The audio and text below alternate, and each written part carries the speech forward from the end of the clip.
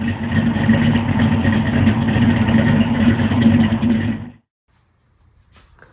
guys, happy Saturday morning. It's Brent with Lykins Motorsports. I'm finishing up Mr. Kyle's 363. Everything is going very well, and engine looks very good. This is not, I'll do a cover video on this a little bit later. This is not the focus of today's video. This is the focus of today's video. This is our little buddy here. And yes, I am wearing my pajama pants with snowmen on them. Hopefully you won't wear me out on the comments because of that. Fighting a head cold or something. It's not been a good week. But that's why I've kind of stalled on making a video. My voice has been pretty much non-existent. But was able to get to the dyno yesterday, and had a buddy of mine come in to dyno an engine, and we put old Junior back on the pump. So if you're looking for kind of a situation report on what's going on, this is our 2000 Ford Explorer 5.0, a really super nice core that I got from a salvage yard. And it's got the GT40P heads,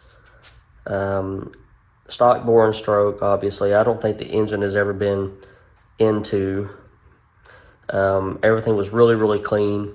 So we dynoed it with various intake manifolds. You can look back through the video history and see the results of all that. But this is the Performer RPM that's been ported that we ended up with.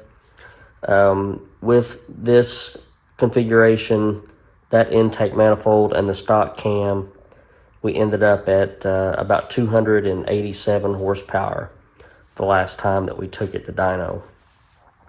So after that dyno session, I pulled the factory cam out, and you can see the video on that as well. And then we jammed an E303 cam in it just to see what a cam change would do. So I was very pleasantly surprised, and we got some really good results.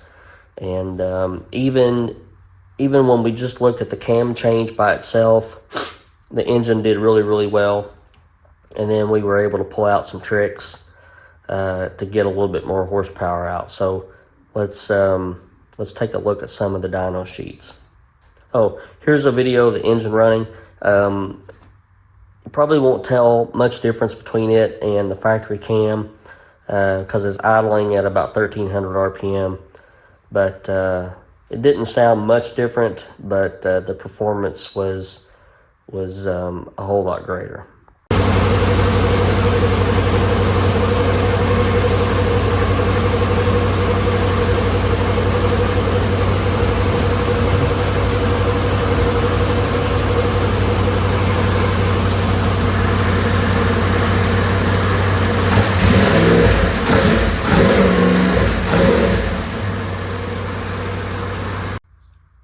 So here's what we ended up with at the end of the last test. So 287 horsepower, 337 pound-feet of torque. Just for reference. So we'll look at the first dyno sheet with the new cam, and we got up to 328 horsepower, 330 pound-feet of torque. So we lost just a little bit of torque on the first pull, but we gained roughly 40 horsepower. So that was the very first pull. We used the same 1-inch open spacer system,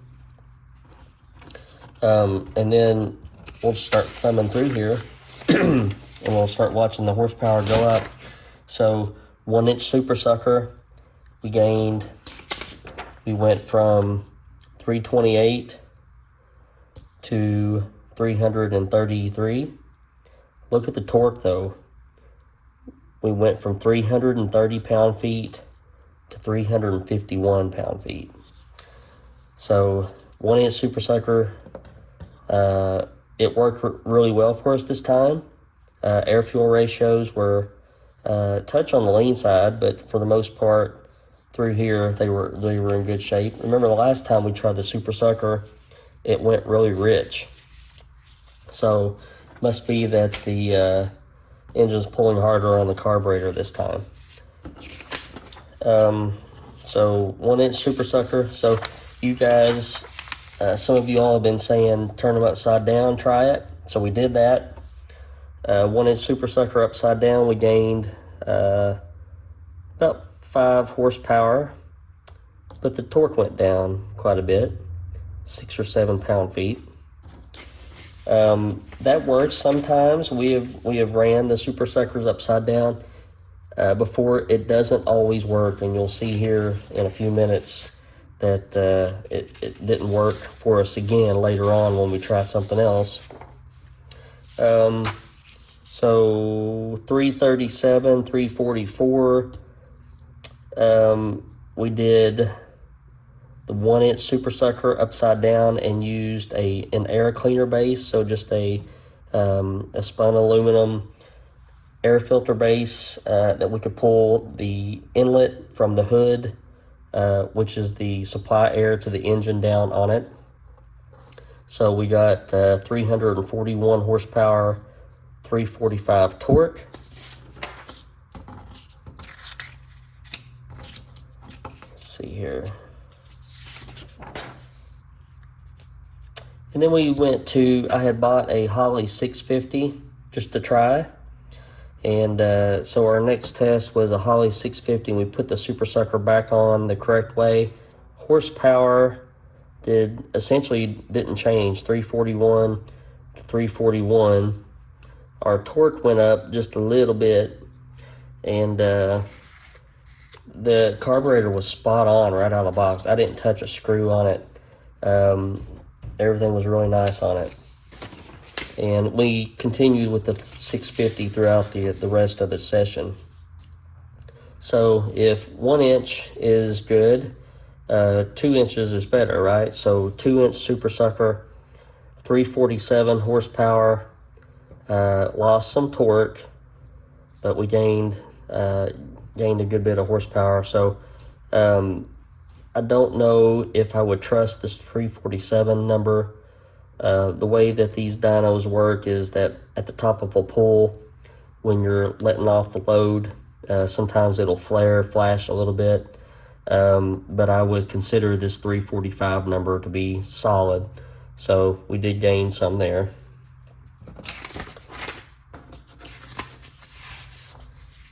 And then we went to, hold on a minute, we've got 2 sheets mangled together.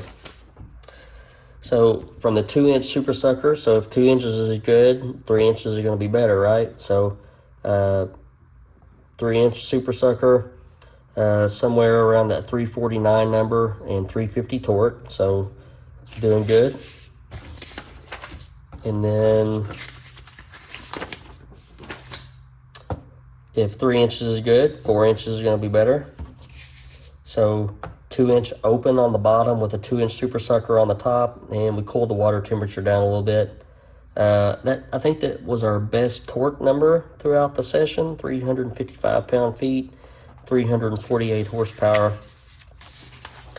And then on the very last pull, a 2-inch open, the 2-inch super sucker, still the 650 carburetor, we pulled header back on the engine. So it was very easy. I'll show you here in a second how to do that, but 353 horsepower, 353 torque. So the way that this engine is made, this driver's side valve cover does not have any vents. It doesn't have any breathers. Passenger side valve cover basically doesn't have anything except for the oil fill tube and this nipple.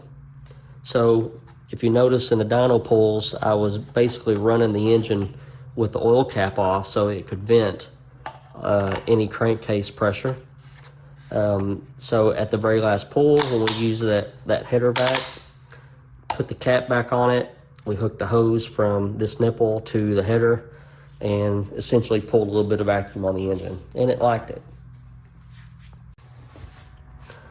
So that's where we ended up, and I know that we ended up with some funky combinations there, and when I go to put my cam in it, I'll probably not do this same thing, or maybe I will, but we will for sure start out with some of these other combinations that's more conventional. Obviously, you wouldn't be able to fit, probably not, 4 inches of spacer under your hood, and I really doubt that the engine would do well at cruising street configuration with that much spacer.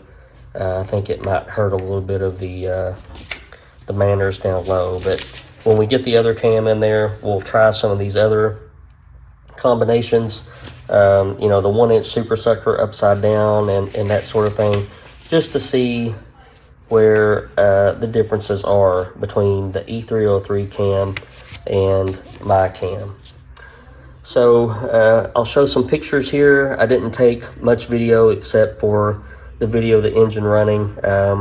There's really not much you could tell except for just the higher RPM. We were pulling it to about 6,200. No signs of valve float, no signs of the lifters giving up. So everything worked really, really well.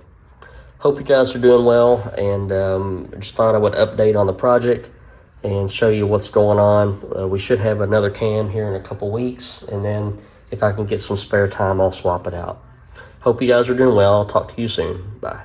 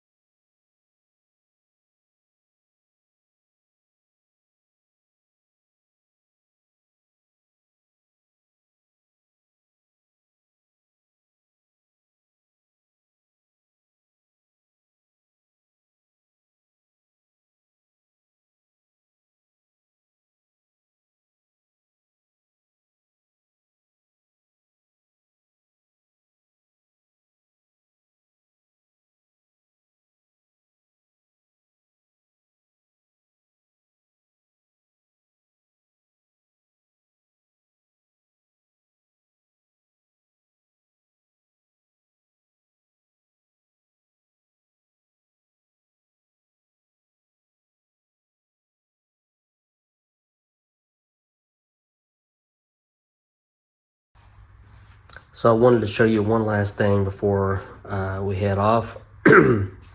This is going to be for one of the end iterations of the engine. This is actually a crankshaft out of a 255 V8. So in the early 80s, Ford had a very small block Ford, and it shares the same stroke as the 302. The bore size is the only thing that was different. The good thing about it is that it is considerably lighter than a Ford 302 crank. So the crankshaft that's in this engine right now weighs about 44 pounds. The crankshaft that is in, or this crankshaft here, weighed 36 pounds. And then I shipped it off to Shaft Tech in Ohio. I had the rod journals turned down to a small block Chevrolet size. I had a lot of the casting flash removed, had some lightening done, and did some polishing work to it. So this isn't exactly a rim polish, but it's very smooth and very shiny. As you can see, this crank weighs between 34 and 35 pounds. So a good option for if you want to stay on the cheap and you're not going to be making a ton of horsepower, this will work just fine. So I'm going to pair this crank up with a set of the NASCAR super light Molnar rods and small block Chevrolet rod journal, and then pair those up with some good pistons. So just wanted to show this off. I'll show some pictures of how the crank looked before I shipped it off. There's a big difference. And again, it's not rim polished, but you can see it shiny, and it's very, very slick to the touch. So it'll shed some oil. All right, guys. Hope you have a good weekend.